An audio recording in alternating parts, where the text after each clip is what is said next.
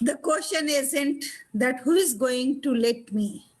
The question is that who's going to stop me. Good evening, ladies and gentlemen, boys and girls. We are here with our fresh episode of Women of Substance.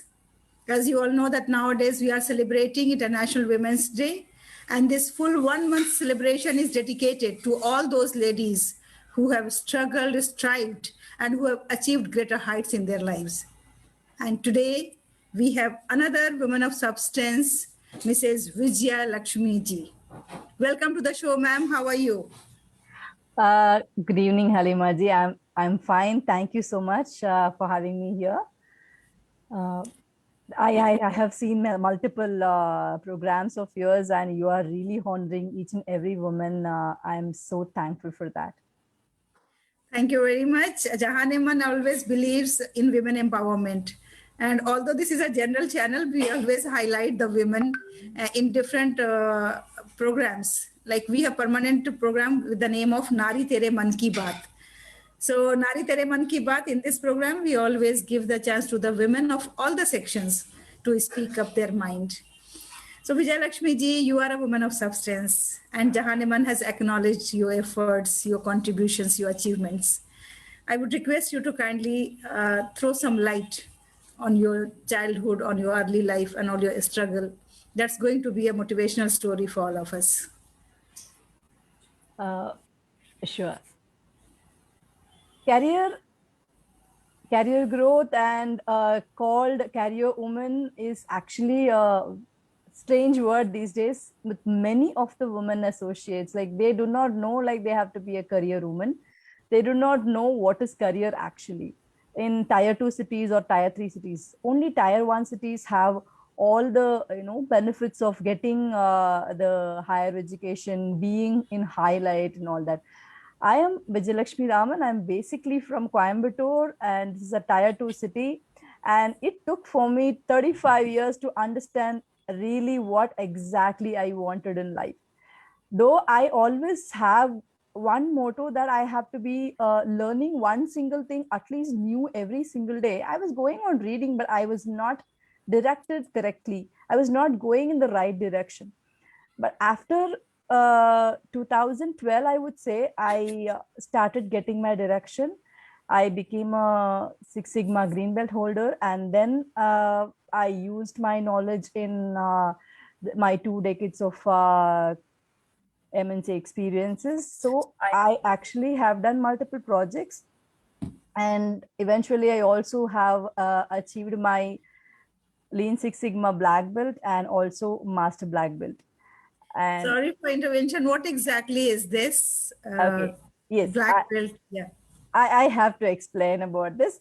Actually, like Six Sigma is something which is a standard. Like if a product has to be identified, it has to have a ISI seal in it. If a company has to be acknowledged to a good, better standard, that company has to have a ISO seal. And ISO can be given to a company if the company is having a best quality, and the quality standards are determined by the process excellence team by running multiple internal audits, keeping all the records and every documents ready, because every company will need all this information in place for growing and sustaining. Okay. Yes, actually, when we go to buy the gold, we check that ISI mark. Correct. Yes. Yeah. Likewise, if a company have to be, if a company is the best company, you will see the company is ISO certified these days. They will say according to the standards. Some companies will have 9005. Service companies will have most probably 2015 ISO certification, but some companies will have ISO certification of the safety methods as well. They're manufacturing companies. So you have black belt in that? Yeah, I have actually acquired my master black belt in Six Sigma, and my thirst did not stop because I love data. I started going about understanding what is the connecting of Six Sigma to data science these days, because that's going to be the future. And what are these chat bots? There's a lot of automatic bots coming up and answering us whenever we are trying in Google or some website. So my quest is on and on. I would say, like, yeah, everybody should have the quest. Yes, yes, everybody has to keep on learning from cradle to grave. And now, if you dedicate your success, whom would you like to dedicate to? I would not only dedicate to one single person, because right from my father, my first inspiration and first guide, and my guru Mahaperiva, and all my mentors. I would also like say Jogesh Jain ji, Sushant ji, and Siddharth Rajshekar, and like so many others. If I have to start speaking, there'll be list and list and list. And yeah, I'm following so many people for motivation. I follow separately. For for knowledge, I follow separately. Like, there are many masters, I would say. Like, keep going and keep learning from everybody. So it is all to all of them, like all my mentors, and to all of them who have helped me come to this place. So nice of you. Do you remember any struggle in your life that wherever you are today, so it was difficult for you to achieve, or it was quite impossible, but you thought that no, you are going to do it because see if somebody can stop me, let me see that person who has dared to stop me to reach to that height. Any such Yes. story in your life? Yeah, I had actually so many challenges when I was a career woman. I was in the same company for 12 plus years. And when actually I was trying for promotions, it wasn't easy for, a woman to get the next promotion, even though she is qualified, because she did not know the right direction to go. You're not, guided properly. So that is when, like, I had so many challenge. But when I stepped out and saw a different world where they were ready to help, I started growing. I would say growing, it's not only with promotion. Growing internally and mentally is also is very a big growth, I would say. Yeah. Thank you very much. And now we'll come to our theme. You know, this Women's Day, we are highlighting the theme of emotional fashion and fashion your emotions. So, first of all, I would like to know what is your understanding of emotional fashion?